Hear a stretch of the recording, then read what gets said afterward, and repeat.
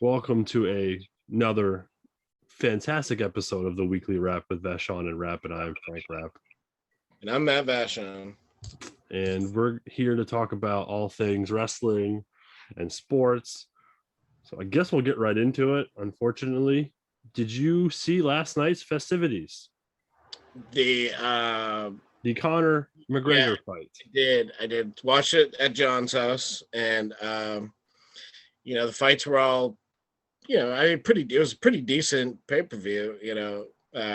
Sugar Sean O'Malley looked awesome, like in his fight. But yeah, then you get to the McGregor match, which was pretty good. At first, it was like a typical like Conor fight where he just kind of came out like full bore, but then they went to the mat for a while, dragged on. It was like 3 seconds left in the fucking first. He stood up and just what happened. So yeah, it was pretty gross and it was pretty disappointing, but so I don't know.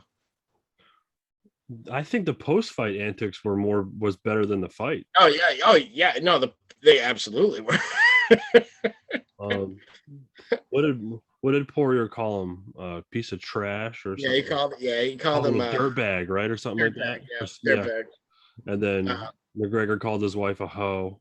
Yeah, said his wife's in the DMs, and there's a nice picture this morning of his wife like flipping off Conor while he's down on the mat with his leg in like the cast, and you just see her like giving him the finger. So so that was like it's almost like a wrestling like storyline, how much like heat there is and stuff like it's good because there's not a lot of that. It's like usually guys will talk shit at a weigh-in or whatever, and it's fine. But it was like, I mean, you could like the build up to this fight. It was like, man, these guys like really fucking don't like each other. Well, if you think about it, so their first fight, it was a lot of hype. Yeah, it was 2014. It was just as Conor was taken off. Yeah, and Poirier wasn't there yet. Yeah, right. Conor knocked him out. Okay. And then fight 2 in January, John made a valid point. Conor doesn't need to fight. Yeah. He has all this money. He made $100 million on the Floyd Mayweather fight. Yeah. He made 200 and something million selling proper number 12. Okay. He fights twice a year. Yeah. And he gets paid. Yeah. He's not the Conor that we saw in 15 and 16 where he just fucking murdered everybody. Yeah, exactly. I mean, I think that happens like with a lot of athletes. I mean, you see it all the time. Like athletes, in their contract year, always have their best year, and then it's like after they get the big deal, it's like they get comfortable and they lose the drive sometimes because they're like, hey, fuck it, I'm set. And I think it's a combination of a few things for him. He's not as focused. It seems, I don't know. I don't spend any time with him, but it seems like, he's not as focused as he was, 6-7 years ago. But because, he's got his, he's got his hand in a lot of different pots right now. And, but that's the other thing. It's like, you got all this money, you're doing okay. It's like you don't live and die with each fight now. You're fine. So you do that and you lose a couple times, and it's like also it's like you see it happen all the time. The guys get beat and they just never really come back. They never really recover from it. And yeah, because he's 1-3 since he fought Floyd Mayweather. Yeah, and his only win was against Cowboy Cerrone. Yeah. So, I mean, what's next? So Poirier's fighting out, whatever his name is, Oliveira. Probably they said sometime probably in the fall, but they're hoping. I believe they're hoping for the MSG show in the fall.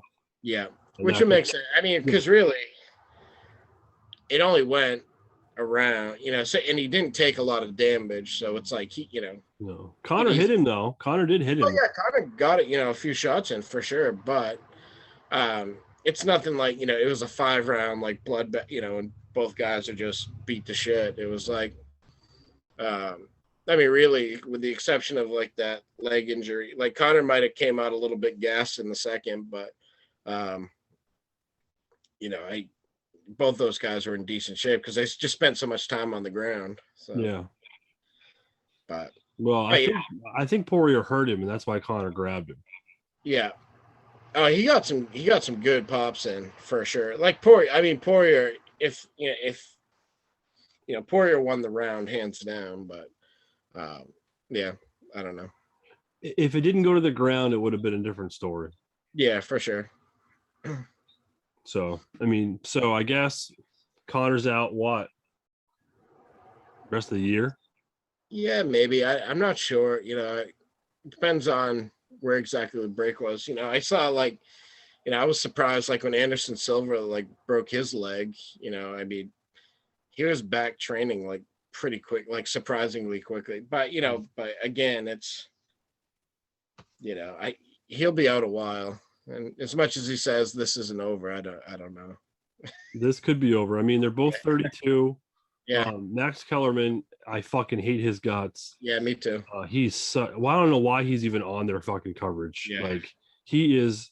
Well, him and Stephen A. Smith both. It's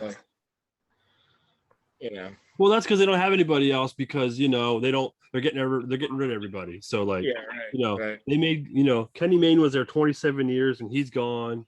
And then Ariel Helwani's gone. Yep. Because they wanted him to take a pay cut, and plus Dana White hates him for some unfucking godly reason, but whatever. And Dana White, more or less sort of runs ESPN to a certain extent. Let's be real. They have a lot of content, especially on ESPN Plus. That's where all their shit is. So yeah. If you don't have people covering MMA, you got to have the two fucking top fucking pieces of shit on ESPN covering it, I guess. Yeah. I mean, next we'll see fucking Greenberg on it covering it. You know what I mean? Yeah. We laugh, but it's it's a pretty realistic. Yeah, it's a realistic possibility. Look, Michael Eaves, I think he's great. Michael Eaves is great. Brett Okamoto is great. But other than that, their fucking shit is trash. Yeah. Complete trash. So I don't know, but we'll get into this too. So let's talk about this now. So the whole Rachel Nichols thing with Maria Taylor. Yeah. So what I read was Taylor's contract's up in 9 days. So if the finals go more than 6 games, she could not be on the coverage. Yeah. Because she hasn't signed a deal yet. Yeah. Because she wants Stephen A. Smith money. She wants $8 million a year. So they offered her 5, and she said no. Then their next offer was 3, and she has yet to sign. Yeah, right. Yeah, exactly. That's them saying you're not going to take 5. Then we're not doing better than that. And I mean, it really I can't stand Stephen A, but he's been around a long time. Yeah. And I mean, so it's he's more of a recognizable person than she is. Mm-hmm. And I mean, she's just a younger she's very attractive. Yeah. She is. But it is what it is. I mean, the Rachel Nichols comments, I mean, they were recorded, I think, more or less without her knowledge. Yeah. And then people have known about it for a year and didn't do anything about it. Then all of a sudden it gets leaked before it's just okay. And then she goes on, and then she goes on the jump and apologizes on a Monday. They pull her fucking show Tuesday, and then she's back on the air Wednesday. Yeah. Because nobody had the balls to nip this in the bud last year. Yeah. Look, I'll say it on this show. I don't care what Rachel Nichols said. She wasn't fucking wrong. Yeah, but it was just it was 2 days of shit for Rachel Nichols because it was that, and then the Jimmy Butler allegation, whatever, So, and that was just bad. But to have that in the can for a year and then it comes out, give me a fucking break. Yeah. Welcome to our fucking cancel culture of a fucking world we live in now, though. Yeah. Yeah. Right. Yeah. Give me a fucking break. For real? Yeah. And see, I didn't realize that the quotes were that they were that old. They were a year old. It was a year. Yeah, she was talking to LeBron. Not even relevant anymore. No, it wasn't. No. So, just just goes to show you what kind of leadership's at ESPN, where they can't fucking nip shit in the bud and just get ahead of it. Instead, they're such a huge company, but they're also like they have this huge this like sinking ship vibe too, because it's like all the good people are leaving, or they've canned over the years, or some people are just like, yeah, we're done with like the bullshit of being a part of this. But the best thing about ESPN is Scott Van Pelt. Yeah. Now, yeah. The second best thing about ESPN is Barry Melrose. Yeah. Yeah. If Scott Van Pelt and Barry Melrose were not on ESPN, I would not turn it on. Yeah. A lot of that shit's just unwatchable. Yeah. And there's so. I used to love all like their like radio shows. Like, I used to listen to a lot of those, and every year it would get less and less, but I loved a lot of those. And now it's like, I couldn't even tell you who, besides like Greeny, I'm sure is still on there, but it's like, I couldn't even tell you who the other time slots are. Well, okay. So here's compelling radio for you. Okay. At 6 o'clock in the morning, it's Keyshawn Johnson, Jay Williams, and Zubin Mahente. Yeah. Zubin hasn't been on since fucking, I believe, February, because he's dealing with diabetes. So some Alan Hahn guys on with them. 10 o'clock, it's Greeny. 12 to 2 is Kellerman. Yeah. I think. No. 12 to 2 is Bart Scott and Alan Hahn. 2 to 4 is Max Kellerman. And then 4 to 7 is Mike Golick Jr. and the chick that plays basketball, Chini, whatever her name is. Spain and Fitz are on 7 to 9. Yeah. And that's their radio program.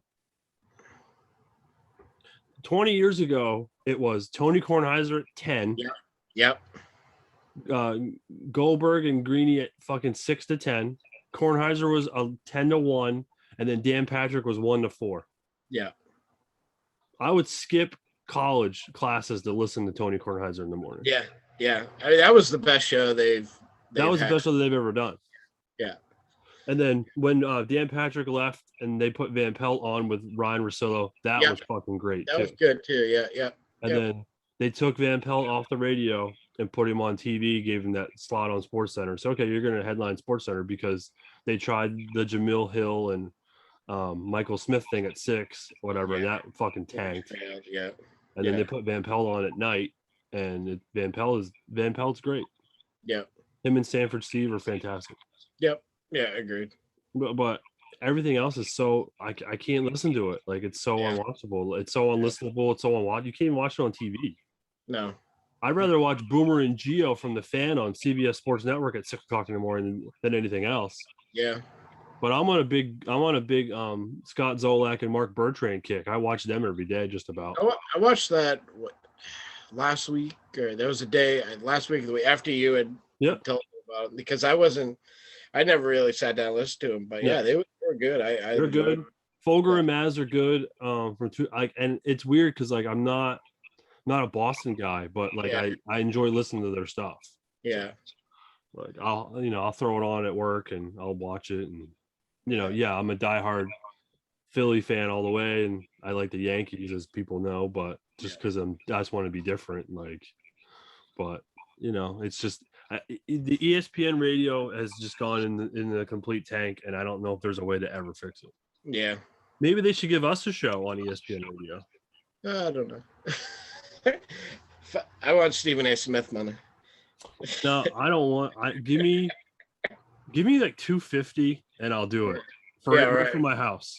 Yeah, exactly. If I can work from home, if I can work from home, give me $250. So I'm an IT guy. I'll get everything all set up on my own, because you don't need a whole lot. Yeah. We'll have a producer. Most likely it'll be on Zoom like we do now. Sure, we can fucking do an ESPN show. Yeah. Just as good as them. Yeah. We could be on ESPN Plus every fucking day. It's it's just like everything's changed. Now it's like you don't need to be on a syndicated radio show. Now it's like you can just do a podcast. Yeah. So like Le Batard and stuff, he was like, yeah, no, we like what we do. We're gonna just go do our own thing. Yeah, well, what happened with Levitard was, so they fired one of his producers or laid him off and didn't tell him. Yeah. And he went, "Fuck you, I'm done." Yep. And he went, "Fuck this." So he hired him back as like his personal assistant and gave him a raise. Yeah. Basically to stick it to ESPN. Yep. And then they reached a mutual agreement where they were done. And then they launched their own shit. And then they signed this fucking stupid deal with DraftKings. Yep. For like 5 years at like 30 million bucks or something like that. Yep. It's stupid. Yeah. No one, they were like, "Oh, they won't do anything." Dude, they're killing it by themselves. Yeah. I mean, and that's, and like you don't have to be on ESPN or Fox or like a network anymore to be successful. It's like now it's like, yeah, go do whatever, get it on Spotify and YouTube, everything else, and iTunes, and then just all that ad revenue. Yeah, like go nuts. We need ad revenue, I guess. Yeah. We should have Blue Chew be a sponsor, or maybe Howie Day. Howie Day can be a sponsor of our show. Yeah, just kidding. I'll ask him. Ask him. Hey, Howie, do you want to sponsor my podcast? I don't think you know him, but he graduated a year after us, and you went to school 7 times your senior year, and that's when he moved here. So I don't think you know who he is. Yeah. Well, he graduated the same year as me, but yeah, but I came that year too. So right. So like I think I had a class with him and he showed up once. Yeah. His report card from senior year is like hilarious. So it's he used to have it like framed, like with all the absences, but I don't know. I'm sure he still has it somewhere, maybe, but I don't know. Sure. So Friday, hit up Boston. Yeah. It was a fun drive down. It rained. Yeah. Poured. Got into Boston and didn't rain when we got off the tee. It was cloudy. It was a little muggy. Game time was perfect. Yeah, absolutely perfect. Yeah, you sent me that picture, and like meanwhile, it's like fucking pouring here. I was like, oh, that sucks. Typically it's like we get a similar in the same stream kind of as Boston. So I was like, oh man, that sucks. Like during the day, I was like, man, I hope they have that game today. It's gonna be crazy.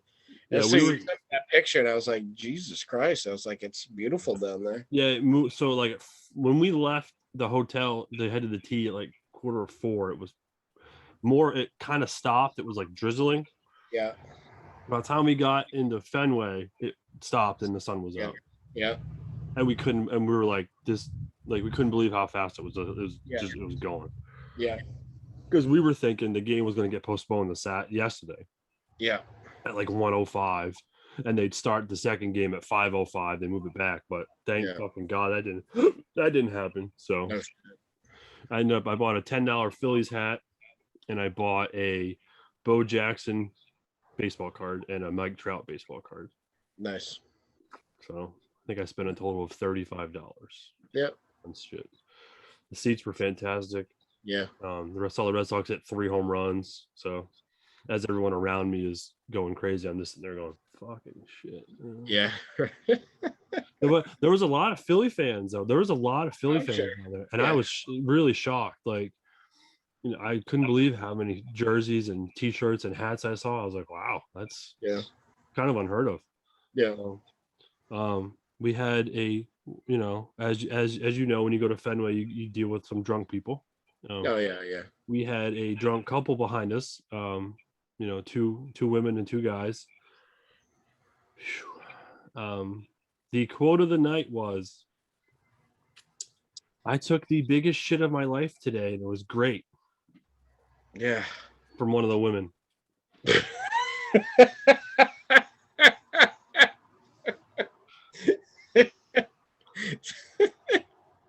Yeah. I literally said, if we would have played a drinking game for how many times they said I would have been hammered by the bottom of the first inning. Yeah. Literally. It didn't help that the first 2 innings were like 2 hours long. Hour and 15 or hour and 20. It was so. Yeah.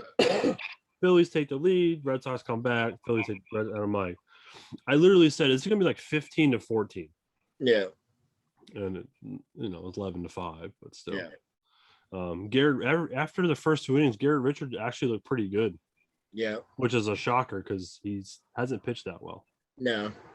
Well, and then the Phillies used a positional pitcher in the ninth, and he got him out, or to the bottom of the eighth, and he got him out in order 1, 2, 3. Wow. Mm-hmm. Yeah, because this guy's up, and we're like, "Who's this guy?" He had an ERA of 0. So I went, "Oh yeah, he's a position player." So yeah, they threw in a position player. Because at that point you're down 11-5 in the bottom of the eighth. Yeah. Unless you get and the bottom of the order was coming up, so they were fucked. So yeah. But yesterday the Phillies won 11-2 because the Red Sox bullpen fucking imploded. So which hasn't happened all year, I don't think. If it did, it's very rare. Yeah. So and then game 3 is today at 1:10 or whatever, and I'll have that on. And the tea was a great experience at 11 o'clock at night. 40,000 people trying to get out of there. Yeah. It was hot. It was good time. Yeah. But I had good company, good people that I went with, and it was a lot of fun. So I had a great time, and wish you would have went. Yeah. But some people work for a living. Yeah, well, that's true because I don't work. Fine. I don't do anything. So let's see. Oh, the Suns are up 2-0. Yep. Game 3 is tonight. Yep. That series. They've looked pretty well. I haven't watched full games, but I tune in for a quarter or two here and there. So, but yeah, they've looked really good. So, but yeah, we'll see. Giannis needs help. Yeah. Drew Holiday and Middleton can't do what they've done in the first 2 games. Yeah. Tonight will be interesting to see how that plays out because if Phoenix wins tonight, that fucking series is over. Yeah. I can't see them, coming back out 3-0. Yeah, I've been really impressed with DeAndre Ayton. Oh my god, dude, he's played great this playoffs. Yeah, young kid, was injured in the area. He was suspended, I think, for. Yeah, he got suspended. He got popped for something. Yeah, so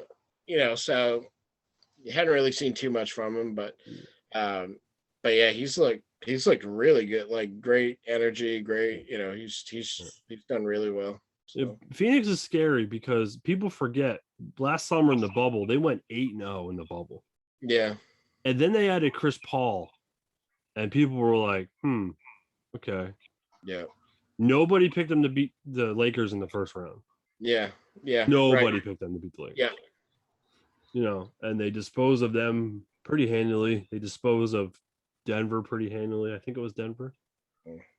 And then they beat they beat the Clippers. So yeah. And Ayton's benefited from having Chris Paul because Chris Paul is a really good point guard, even though I don't want to admit it. So yeah. But did you see what happened with LeBron? I don't think so. His kid's playing an AAU game in Akron, and the court is named after LeBron. Yeah. And the announcer says the only reason that Bronny got that foul call was because his dad's name's in the court over the PA system.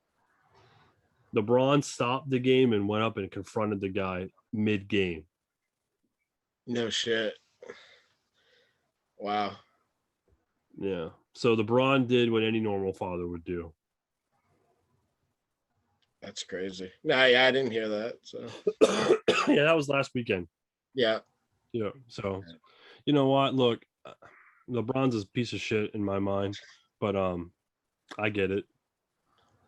As a dad, I wouldn't want like that. Yeah, no one's gonna say that about no matter matter it's me, him, you, anybody else. Like you're gonna talk shit about my kid over a live microphone in front of a fucking crowd of people because my name's in the court. That's the only reason why I got that foul call. Yeah. Go fuck yourself. Yeah. Go fuck yourself. Yeah. So speaking of people that can go fuck themselves, most wrestling fans can go fuck themselves. So if you saw this week, people saw that Jimmy Uso got arrested again for OUI or DWI, right? Yeah. So people on Twitter are fucking ignorant and just fucking assholes, and wrestling fans in general are most likely assholes. Yeah. So people on Twitter were saying that Naomi, Jimmy's real life wife, should kill herself and blamed her for his OUI and DWI, and that it was her fault. So she deletes her Twitter because she's fucking getting all these death threats and shit. And people are blaming her because her husband got an OUI. She wasn't even fucking around. Yeah, right. Like, come on, people. Like, what the fuck? Like, yeah. Really? Like, Jimmy Uso's responsible for Jimmy Uso's actions. Yeah, Jimmy Uso has a problem. Okay. Yeah. We've known this for the last couple of years. This isn't the first time this has happened. This is like number 3. Yeah. And I think this is 2 in Florida, and he had 1 in Detroit, so 1 in Michigan. Okay. He has a problem. He needs to get some help. And if the WWE had any fucking balls, they'd pull him off TV and say, you're going to fucking rehab. Yeah. And I don't fucking care. But no, instead they bring him back on Friday and they do a fucking big hug out. So now they're all back together, him and his brother and Reigns, and they're one big happy fucking family. Yeah. Okay, fuck off. Give me a break. Yeah. So that pisses me off because you're putting him in danger. Like he is gonna hurt himself or somebody else, and it's not gonna be good for anybody. Yeah. Yeah. You know, because he gets behind that wheel and he could hit a mom with kids, or he could hit a mom or a dad, like, and you know, and he's gonna walk away like nothing, and they're gonna be dead. And and at this point, you know, where it's happened, you know, a few times, you know, the WWE can't sit back and be like, well, he had these demons we didn't know about. You know, it's like, well, I mean, it's pretty common knowledge at this point. So yeah, I have demons too. I bite my nails and I fucking drink too much fucking soda and drink too much coffee. I don't have a fucking alcohol problem. Like, fuck, like, come on. Like, it's everything's so publicized now, and with social media, like, they need to do something. And, you know, I like the Usos, but I don't, you know, whatever, I can do without them. Like, you know what I mean? Like, they're not one of the top 10 greatest WWE tag teams of all time. That we might talk about that list, but that list just fucking pisses me off, so we might not. But still, like, take him off TV. Yeah. Send him away for a month or 2 or 3 more, whatever, and fucking send him somewhere so he gets his fucking life under control. Right, exactly. Because I think he has kids too. Like, I think, and it's just irritating. Like, you have all this money. You're making, you know, you're probably making probably the most money of your career probably right now. You're in a fucking prominent storyline on a national TV show, and you're an idiot. Yeah. You know, just like your shirt is, you know, stupid, but it's okay. It's beautiful. The golden truth. Golden truth. I wish they would have made a shirt with him and Booker T instead. Yeah. That would have been classic. Yeah. But so I don't mean to get on a soapbox about that, but it's just it's so irritating. Like, it's, well, we can transition, you know, into, you know, while we're talking about shitty wrestling fans, you know, I pull up Twitter like Thursday or Friday, and I see Cornette is like one of the top 10 like Twitter things, and I'm like, oh shit, what did he say now? Yeah. It wasn't even when I first saw it, he hadn't even replied yet. It was just the guy who, you know, jumped the barricade, whatever, on AEW, and then I was like, you know, this is for Cornette and all the other wrestling fan, you know, the real wrestling fan, blah blah. So Cornette like fired back, like, hey dipshit. like if you had done that, I would have broken the tennis racket over your ass. That's hallowed ground for you know. Just, I mean, the ultimate backfire for that guy. Yeah, because Jericho tagged him and said Jim Cornette would have fucking basically fucked you up with his racket. Yeah. And then Cornette replied back and was like, yeah, like, dude, look, this is what makes them not have fans and shit. Like, yeah, let's or more and more restrictions. Yeah. You know. Yeah. Like, he's like, oh, I'm not even an AEW fan. I got my tickets for free and blah, blah, blah, blah. And I'm like, okay, anything to get yourself over. Yeah, right. Like, and then I love MJF said, cut it. And I was like, what the fuck is going on? They cut away. And then that's what Jericho said. I was like, oh, that actually really happened? No shit. Yeah. I was like so confused at first. And then, until Did you see who tackled him? No. Justin Roberts tackled him first. Oh, really? In a fucking full piece suit. Yeah. Damn. And then Jericho punched him. Yeah. Jericho's popped a few guys over the years. I don't know why it seems to happen in Jericho matches, but he's tagged a few guys. Well, think about this too. So like early 80s, late 70s, there was no barricades. It was a fucking piece of fucking rope.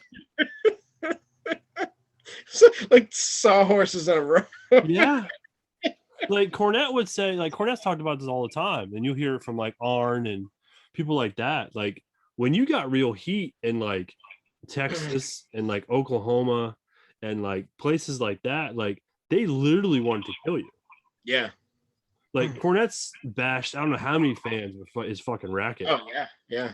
And like how many cars of these guys get, their cars get fucked up and all the windows are getting smashed out because back then, like people thought this shit was fucking real. Yeah. And they took this shit seriously. And now it's just one big fuckery and no one gives a fuck. And kayfabe's been dead since the click thing in 96. Yeah. And the internet's fucking killed everything. Yeah. And you can't get heat anymore because it's not fucking believable. Yeah. The only person that gets any heat is MJF. Heel. Yeah. And FTR's trying, but it's not really working. Yeah. So other than that, nobody else knows how to get heat anymore. Not even in WWE because they don't really allow it because they're catered to fucking people fucking 8 to fucking 22. Yeah, who aren't even watching the show, and it's all like it's all older people that are watching. Yeah. So like it's just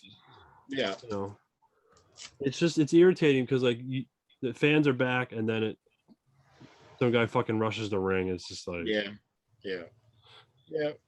It just paints a bad picture for all. Not all wrestling fans are like that. No. Like the overwhelming majority are not like that.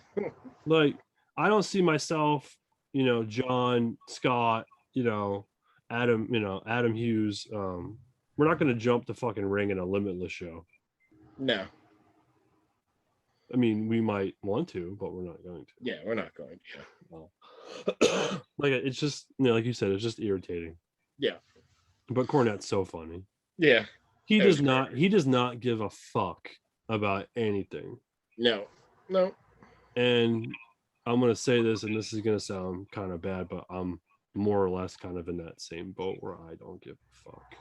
Yeah. I don't care what people think about me. I don't care what people say about me. Like, whatever. It's I don't care anymore. Get to an age where it's like like you can only, I can only control what goes on in my house. I don't care. Yeah, right. Yeah, exactly. So yeah. Did you see that picture I sent you last week? Which one? The picture of that little man. The Hobbit. The Hobbit. Oh yeah. The Hobbit. That was outside.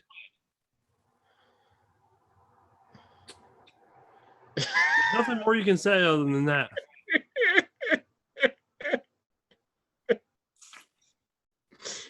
Yeah. Like, okay. Yeah. I got nothing. Like, I really got nothing. Just all I can say is wow. Like, I literally was like, click, send.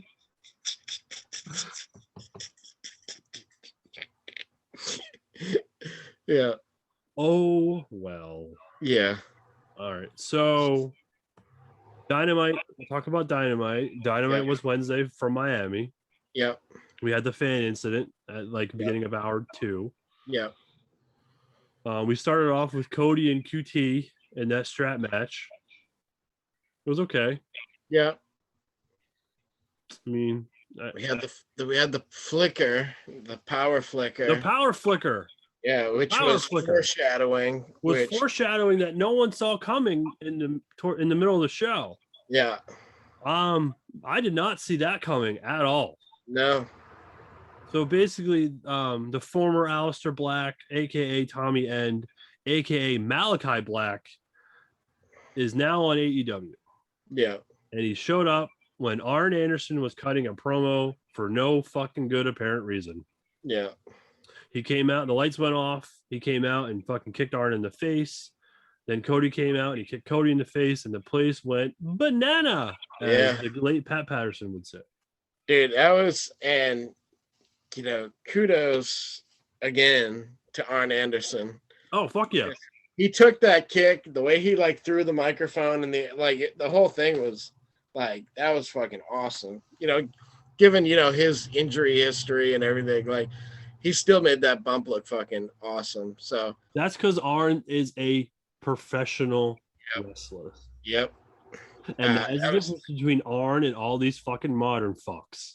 Yeah. Yeah, it was so awesome. It was the whole thing was pretty cool. I was surprised. I didn't think he was coming to AEW. No one. Okay, so they re-signed his wife, and she was on SmackDown last Friday. So I literally said to you, I think even on last week, Black will come back because his wife's back on SmackDown. I said that, okay, because that's what everyone was saying. Yeah. But here's the thing that people don't realize is, so when they moved him up to the main roster, they never changed his contract. So he still had an NXT contract, and those contracts are a 30-day no complete clause. Yeah. And they never changed it. So when he got released, he went, I can get out of here in 30 days. It's a no-brainer. Yeah.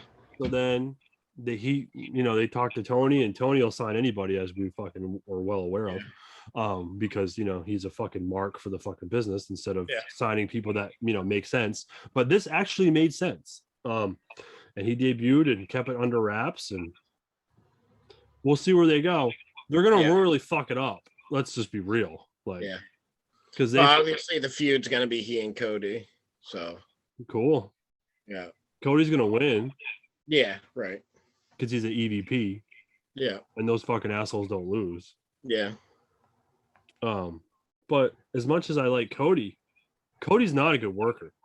Yeah, right. And Cody hasn't been a good worker. Yeah. Hopefully, and Black's a good worker. Yeah. Real good worker.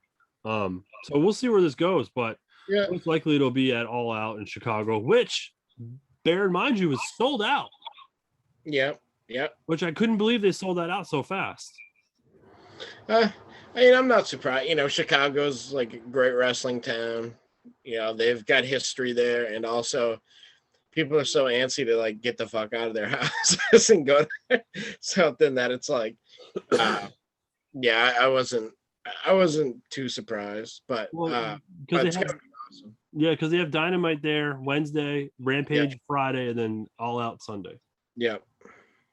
And then they come to Boston September 8th ish. No, they moved it to October because they were going to use that site as a COVID site, and then they moved it to October. So you want to go to Dynamite in October? I don't know. Too far away.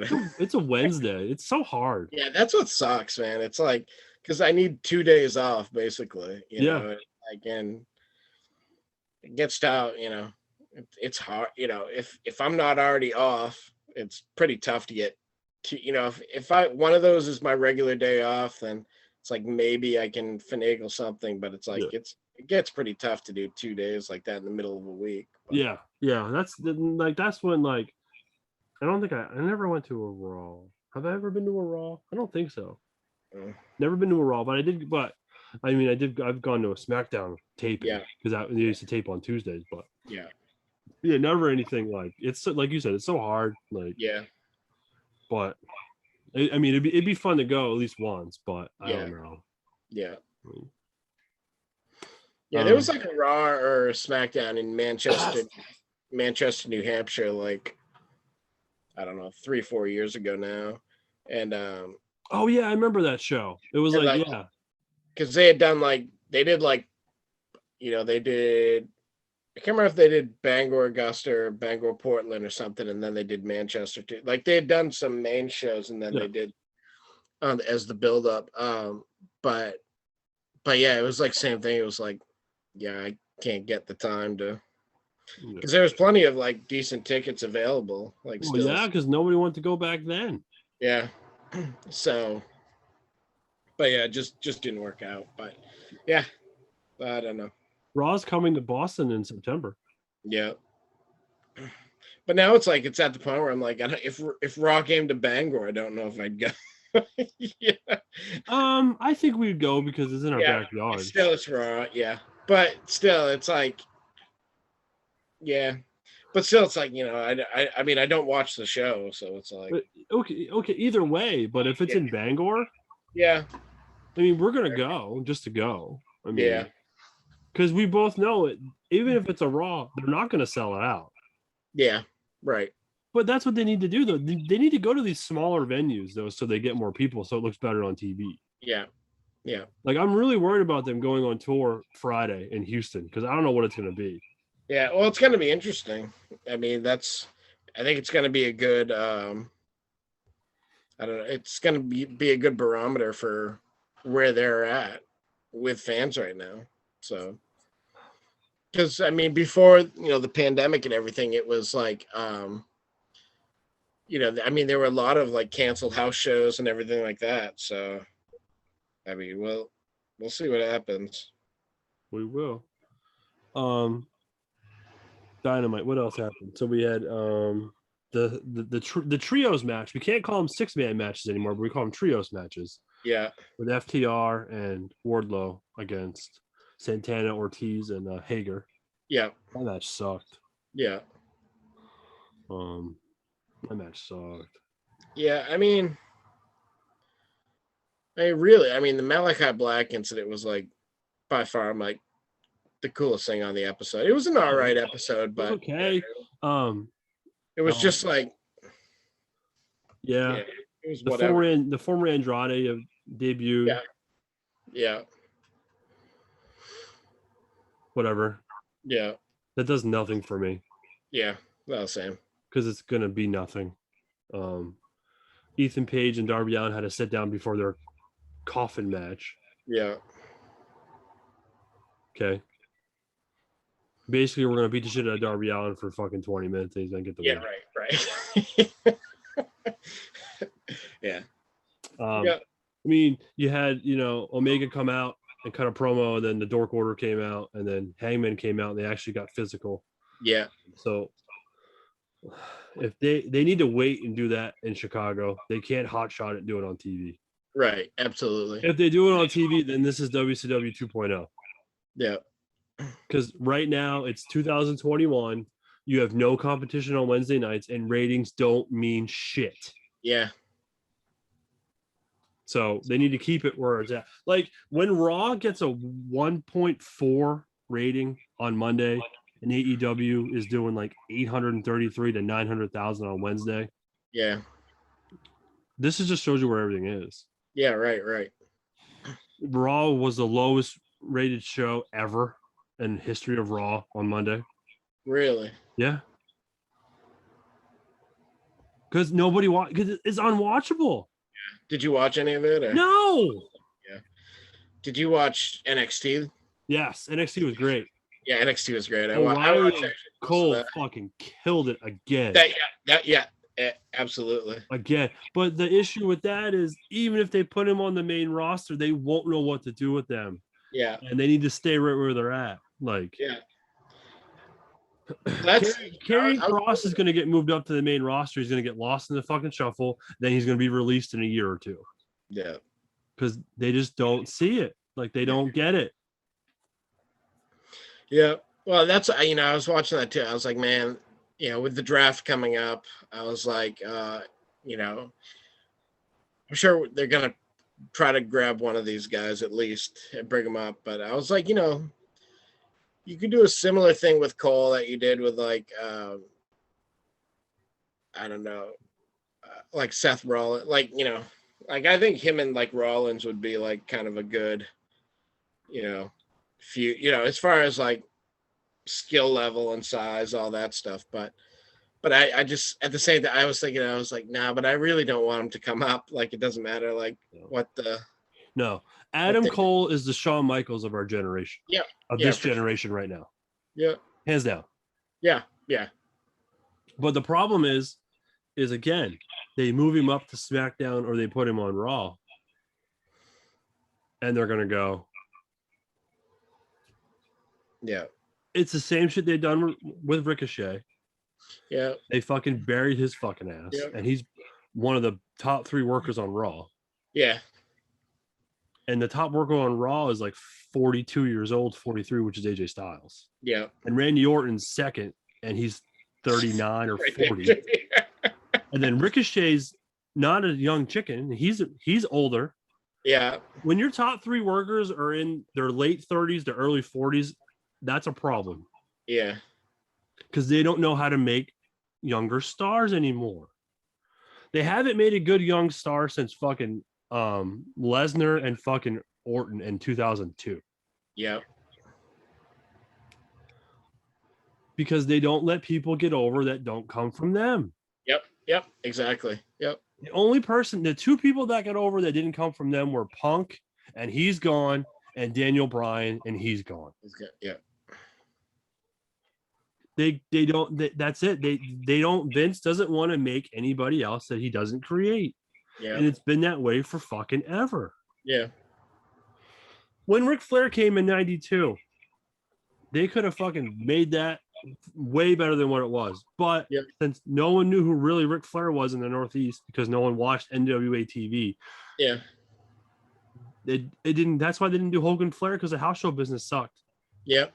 If they would have just done Hogan Flair and built it up, this guy's been, and actually talked about some of this shit, it would have been better. But even then he didn't do it because it wasn't a homegrown guy.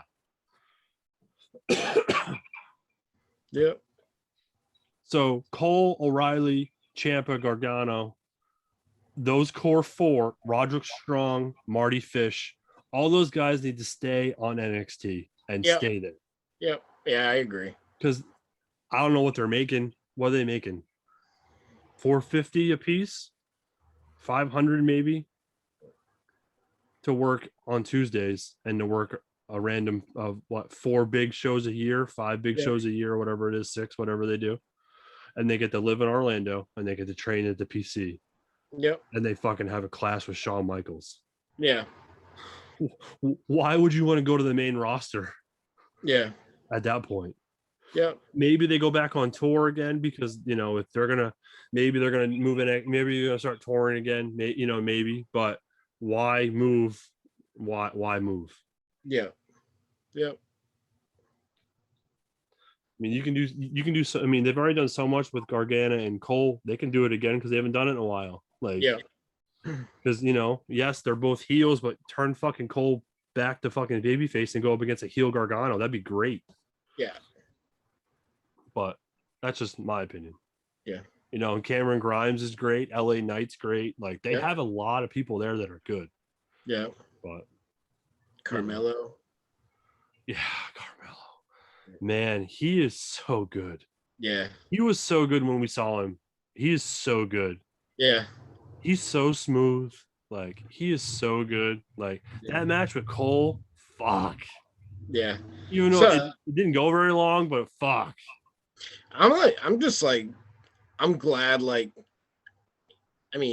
that he's getting a little bit of kind of a push, or at least people are noticing him, hey, this kid's got something, which, unfortunately it was with Anthony Greed, it was they gave him a character and that was about it. There wasn't really no, anything crazy, but it looks like, he's, pretty well liked. And and from what, and we knew that he was,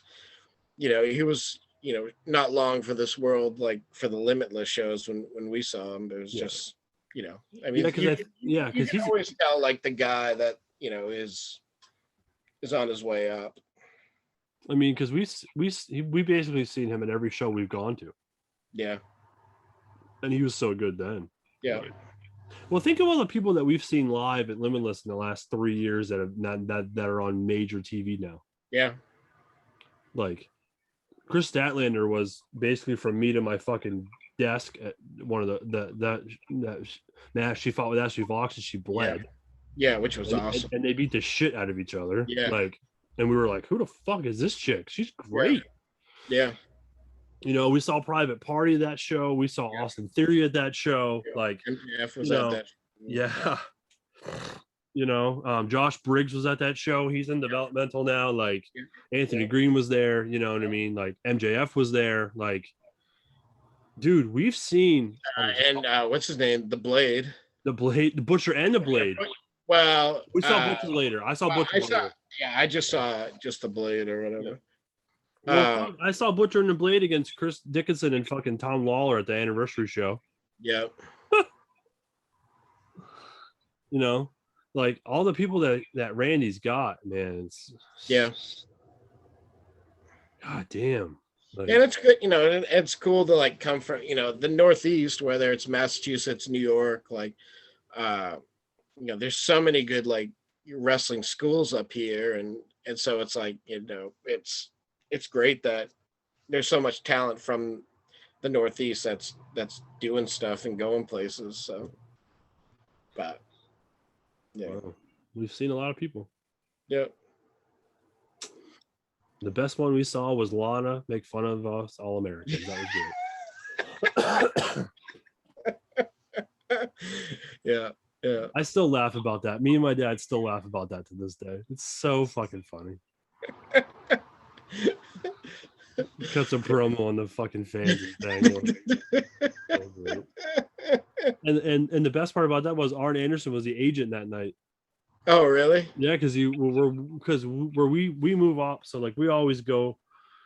If you're looking at the ring, the left, and we're always up in that corner because like there's nobody over there, and like you could. And Anderson would always sit there, and I'm like, oh look, there's Arn Anderson. Like, yeah, damn, yeah, that's awesome. And he hasn't like. I've been watching old Nitros, and he hasn't changed in fucking 20 years. Yeah, he still looks the same. Yep. So. All right. So, question about when do they bring his kid back on TV, or is that just a one-off? What do you think? Know. What do you think? It's like I wonder I wondered after, you know, Malachi Black came out and kicked him. You know, I was like, I wonder if, you know, they feed his son to him or something. It becomes like a family like storyline where. I would hate that. Yeah. You can't feed like if you're gonna. I wouldn't have done it. I'm glad they didn't do it, but like now that we're talking about it, now I'm kind of like fuck. I'm surprised he didn't do that because he's a stupid booker. Right. Yeah.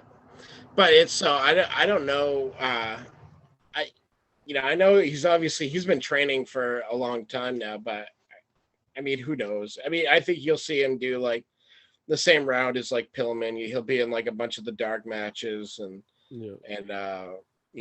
he'll get some, you know, main show every once in a while, but he's not going to get any big push. I mean, not with guys who have a lot more experience than he does. So I'm going to pose this question. Do they have too many wrestlers? AEW, I mean. Yeah. When do they start cutting people, you think? Honestly. I don't know. I think, you know, I don't know if they cut people. I just think people aren't going to have their contracts renewed. I think he'll honor all the contracts and then, you know, I can't see him cutting people. Like, even though he's, you know, a business person, I think, I think, you know, you'll just see people not get renewed, I think. Well, okay, so we have 2 hours of Dynamite every Wednesday. Yeah. We're going to add that Friday show. So that's an hour. We have the 2 YouTube shows that no one fucking cares about. Yeah. So what? Dark Elevation's 2 hours, and then Dark is an hour and a half. Yeah, I don't know. There's only so much, like, I don't know. There's only so much you can do. Yeah. I don't know, man. Like, if their video game tanks, they're fucked. Yeah. They're fucked. Yeah. What? Well, we'll see like what the house show stuff does too. You know, if they do good house show numbers like that, that'll be All right. boost. So Miami wasn't a sellout. They were like 100 something seats, sort of a sellout. So what? How much do you think they brought home? Do you think they brought home $100,000? I don't know.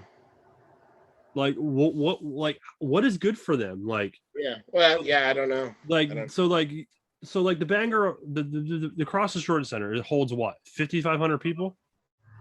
Yeah, well, yeah, depending on how you have it, right? So let's say wrestling. Okay, let's say they do 5,000 people for a Dynamite in Bangor. Okay. Yeah. Break even. So what? The building costs what? $20,000 to rent it out. Mm-hmm.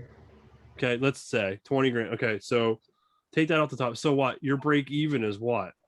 If you make 50? Yeah. 40? So do you travel all the way to fucking Maine to make $40,000? Like, I mean, I'm just saying, like, I don't, Yeah, I don't know. Like, okay, I get it. They were in Jacksonville, not, just doing the pandemic stuff. And I get it. There was, and then they started letting people in. Yeah. Well, and in Jacksonville, I mean, they're all on property that they own, Right. So it's kind of, they don't have that overhead. So no, but like touring wise, you got all that overhead now. Yeah. Plus all the travel costs. All the travel, I'm sure the ring travels in a truck. Yeah. I'm sure all the shit travels in trucks. Like, you got to pay people to load the truck and unload the truck and set everything up. Like, do you think he has his own crew like the WWE has? Yeah, he must. And they just travel? I'm sure it's kind of like similar to like what he does here. You have the main crew and then they bring in local help to, just give hands, setting everything up. Interesting. I don't know. Yeah. I don't know either. Yeah. All right. Anything else you want to talk about today? Not really. I think we did a great job. I think so. This is good. Yeah. You're the man. I love this, smooth connection I have now. Dude, it's great. No issues today whatsoever. Did you get a new modem? No, not yet. But still, it's been working great. Not one issue so far. So no issues whatsoever. Yeah. Okay, so we're gonna wrap this shit up. We're gonna go hang out and go have some whatever you do. Take a blue chew. Pop a B-Sing. Pop a blue chew. Throw in some Collide. Have a good time. Yeah. All right. So this has been the weekly wrap with Vachon and Rapp, and we're out on a Sunday. Have a good day, everybody. Hold on. I had to actually stop it.